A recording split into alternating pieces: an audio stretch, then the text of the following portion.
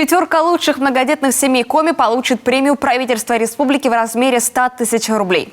Торжественная церемония награждения пройдет в столице республики 15 мая. Лучших конкурсная комиссия выбирала из 15 семей претендентов. Попытали свое счастье и ухтинцы Максим и Наталья Фроловы и их 3 детей. Они подготовили и отправили на конкурс свою семейную презентацию, но даже предположить не могли, что попадут в число победителей. Виктория Науменко об одной из лучших семей Коми.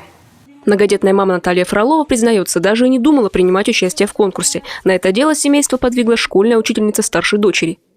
Звонит наша учительница Виолетта Ирина Петровна и говорит: Наталья Алексеевна, поучаствуйте в таком-то конкурсе. Я, конечно, сказала: Ирина Петровна, да вы что? Да, наверное, есть более лучшие семьи, которые могут поучаствовать в этом конкурсе. Она говорит: нет, Наталья Алексеевна, давайте поучаствуйте. Я говорю: я подумаю. Звонок 2-й день был, звонок был 3-й день. Но после уговоров согласились. Сделали видеопрезентацию, рассказали в ней об увлечениях и достижениях всех членов семьи, а еще о своих семейных традициях и реликвиях. Особого труда это все не доставило. Фроловы просто описали свою обычную жизнь.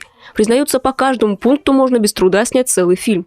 Ведь увлечение у всех море. Младший сын Максимилиан, как и папа, увлекается футболом, и как мама – шашками. Воспитатель детского сада Наталья привлекает этот вид спорта своих подопечных. Не остаются в стороне и собственные дети. Играют оба сына.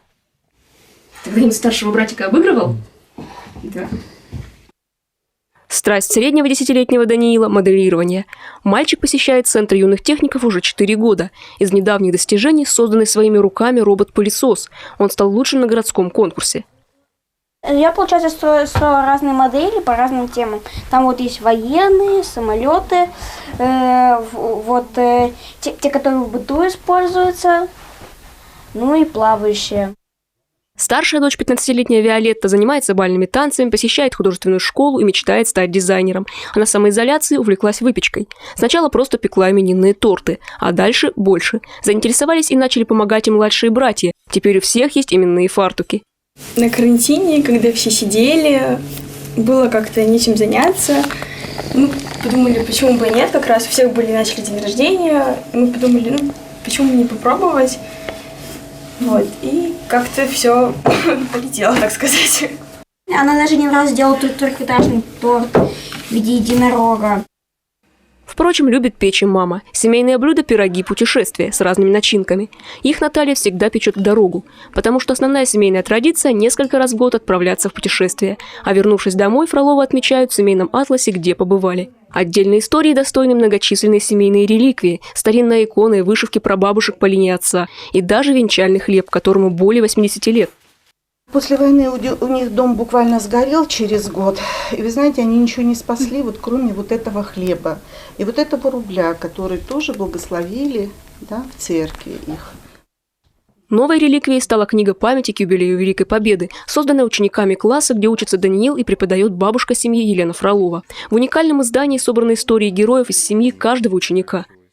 Наш прадед Корнилов Петр Иванович, он служил очень мало, да? Да. Он служил очень мало. У нас даже сохранилась его похоронка. Подержи, пожалуйста, похоронка. Он воевал очень мало, он воевал буквально 3 месяца. Но вы знаете, мы теперь через сайт узнали, что, оказывается, он погиб от ранения в голову, хотя мы про это не знали. Бережно поддерживают традиции, хранят реликвии супруги уже 16 лет. Наталья тоже из многодетной семьи и сначала не предполагала, что сама станет мамой 3 детей. Слишком хорошо осознавала огромную ответственность и нагрузку. Но при поддержке бабушек и дедушек Фроловы решились. Среди обязательных пунктов конкурсной презентации не было девиза, но в семье Фроловых, не раздумывая, его называют. Один за всех и все за одного. И ежедневно доказывают его делом. Виктория Науменко, Павел Лагутин, телеканал Юрган, Ухта.